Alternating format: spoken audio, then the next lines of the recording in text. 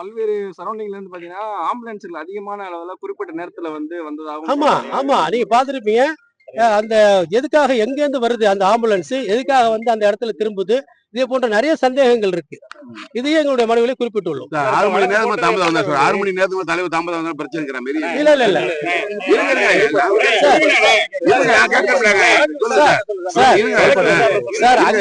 Sir, அங்க 3 to 10 தான். 3 to 10க்குள்ள எங்களுக்கு பண்ண சொல்லியிருக்காங்க. அந்த அடிப்படையில தான் அவர் வந்திருக்காரே தவிர அதுல எந்த விதமான காலதாமதமும் இல்லை. அதாவது சாலை வழியாக வருகிற பொழுது மெதுவாகத்தான், ஏன்னா மக்கள் இருந்து 2 பக்கங்கள் நின்று பாக்குறாங்க.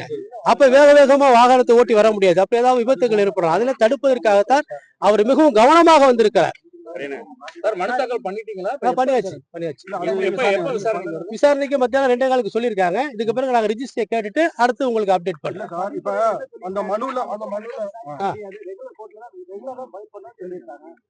இல்ல எங்களுக்கு இதுவரை அது மாதிரி தகவல் எதுவும் வரல சார். இல்ல நாங்க நேற்று சென்னை அமர்வு நீதியரசர்கிட்ட நாங்க நேற்று ரெப்ரசன்ட் பண்ணோம்.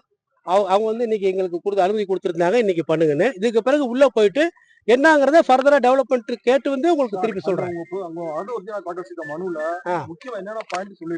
இல்ல அதுதான் நிறைய பாயிண்ட்ஸ் சொல்லியிருக்கோம். முக்கியமா ஒரு கான்ஸ்பிரசி இருக்கு. இதை தமிழக வெற்றி கழகத்துக்கு எதிராகவும் தலைவர் விஜய் அவர்களுடைய பரப்புரைக்கு எதிராகவும் ஒரு கான்ஸ்பிரசி இருக்கு அப்படிங்கறத நாங்க ஹைலைட் பண்ணியிருக்கோம். அது ஃபுல்லா படிங்க. அதான் எல்லாருக்குமே நான் ஷேர் பண்ணியிருக்கோம் அந்த அஃபிடவிட்.